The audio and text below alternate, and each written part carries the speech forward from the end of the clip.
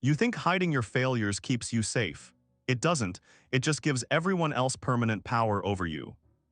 Let me show you what's actually happening in your brain right now.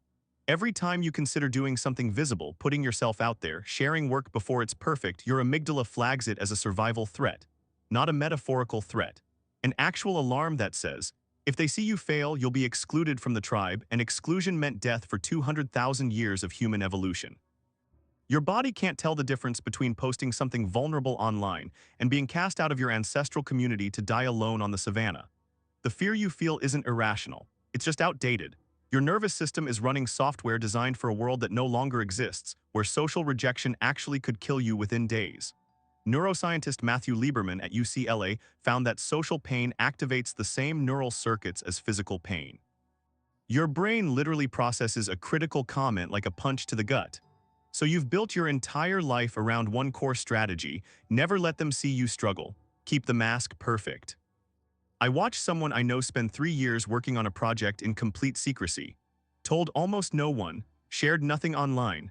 Waited until it was flawless before showing anyone because the thought of failing publicly felt like standing naked in front of a crowd with a spotlight. Every imperfection felt like evidence of inadequacy. Every potential criticism felt like confirmation of the story she told herself at 2 a.m., that she was a fraud, that everyone would find out. That visibility meant annihilation. She rehearsed the launch for months, practicing her presentation voice in the mirror, refreshing her email compulsively at midnight. She imagined every possible negative reaction, from dismissive comments to professional ridicule. Built contingency plans for contingency plans, drafting apology statements and exit strategies before anything had even gone wrong. The cognitive distortion at work here has a name: probability overestimation. Research from cognitive behavioral therapy literature shows how common this is. She assigned a 90% chance to catastrophic judgment when the actual probability was closer to 5%. Here's what the research actually shows. Dr. Thomas Gilovich at Cornell studied what he calls the spotlight effect, our tendency to believe others notice our failures far more than they actually do. In one study, participants wore embarrassing Barry Manilow t-shirts into a room of strangers. They estimated that 50% of people noticed. The real number, 23%, less than half of what they feared. You're convinced your failure will be burned into everyone's memory. The data says they'll forget it in 72 hours because they're too busy worrying about their own embarrassments. But there's something more important happening here that nobody talks about. The fear of public failure isn't actually about the failure itself. It's about what you think the failure means about you.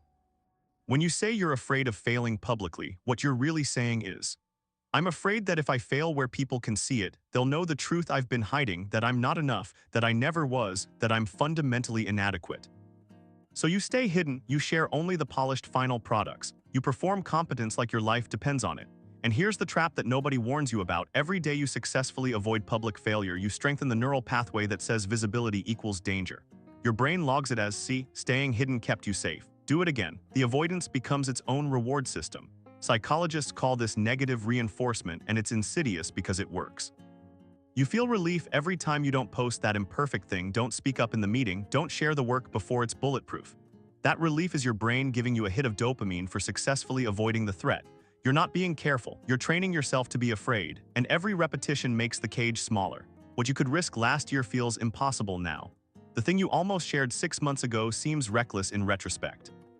Then she launched the project, and 12 hours later it flopped. Publicly, visibly. The thing she'd spent 3 years perfecting in secret got a fraction of the response she'd hoped for. A few people criticized the execution, leaving pointed comments about amateur design choices and unclear messaging. Most people didn't respond at all, which somehow felt worse than open mockery. The silence stretched across her notifications like an empty auditorium. And here's what happened next: nothing. No one called her incompetent. No one gathered to point and laugh. Her credibility didn't evaporate. The earth kept spinning. She woke up the next morning, made coffee, checked her phone, and realized the catastrophe she'd been rehearsing for 1,000 nights simply didn't occur. The shame she'd been running from her entire adult life finally caught her, and when it did, she discovered something the avoidance had hidden from her. She could survive it. The failure didn't destroy her. It didn't even define her. It just existed as a thing that happened and then ended. This is the psychological mechanism that changes everything. Exposure therapy doesn't work by making the scary thing less scary. It works by teaching your nervous system that you can survive the thing you've been avoiding. Dr. Brené Brown's research on vulnerability and shame, documented in her 2012 work Daring Greatly, identified what she calls shame resilience, the ability to move through shame rather than being paralyzed by it. And the only way to build that resilience is to experience shame in doses your system can handle and discover it isn't fatal. When you fail privately, you never learn this. You never get the data that disproves your catastrophic predictions. The fear stays theoretical, which means it stays huge and untested. But when you fail publicly and survive it, when you watch your hands stop shaking an hour later, when you wake up the next morning still breathing, something mechanically shifts in your amygdala. The threat your brain has been tracking for years suddenly gets recategorized. Here's the part that sounds counterintuitive until you see it happen. Once everyone has already seen you fail, you become untouchable. Not because you've achieved some enlightened state above caring, but because the weapon they held over you is gone. Their judgment was only powerful when you were terrified of it. The fear gave it all its weight. When you've already been publicly wrong, publicly inadequate, publicly human, and you're still here, still breathing, still moving forward, what exactly can they threaten you with now? More judgment, you've already survived that. More evidence you're imperfect, everyone already knows. The secret you've been protecting, the one that whispered, "I'm not good enough" at 3 in the morning, stops being a secret.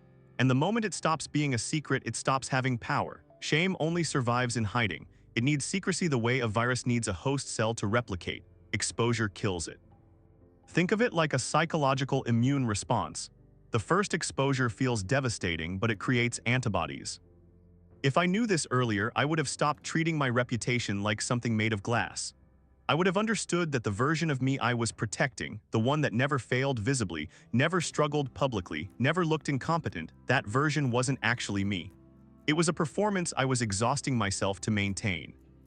And the cost of that performance was that I never got to find out what I was actually capable of when I wasn't spending 60% of my energy managing everyone's perception.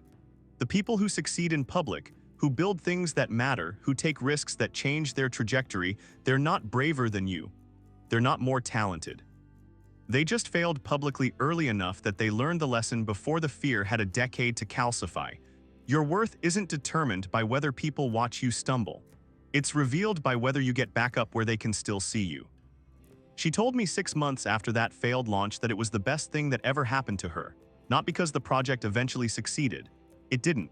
The Kickstarter flatlined at 11% funding. But because failing publicly, watching 47 people witness her idea crash, severed the connection between her self-worth and other people's approval. The failure was the price of admission to a different way of existing, visible, imperfect, and finally free from the performance. She started sharing work earlier, posting sketches with unfinished edges, stopped polishing things to death, killed the endless revision cycles, let people see the mess, the crossed-out lines, and half-formed thoughts. And the strangest thing happened. People responded more to the imperfect, vulnerable stuff than they ever did to the carefully curated performance. Her engagement doubled within weeks. Because when you stop pretending to be flawless, you finally become relatable. And relatability builds connection in a way perfection never can. Your fear of public failure isn't protecting you. It's isolating you. Every day you spend trying to look like you have it all together is another day you're not connecting with the thousands of people who feel exactly the same way you do and are just as convinced they're the only one. The failure you're avoiding isn't the thing that will cost you opportunities. The performance is. Because while you're busy making sure no one sees you struggle, someone else is building a career and a life on the foundation of visible imperfection, and they're getting all the connection, all the growth, all the opportunities that come from being brave enough to be seen as human. You don't need to be fearless. You just need to fail once where people can see it and survive it. That's the kill switch. In tomorrow's video, we'll explore why the people who judge you the hardest are trapped in the same prison you're trying to escape. Subscribe so you don't miss it. If the video resonated with you, hit subscribe. Uncomfortable Truths drops a new uncomfortable truth tomorrow and every day after on personal finance, relationships, mindset, and productivity, and more. Turn on notifications so you're first to see it. The truth is uncomfortable, but it's always worth it.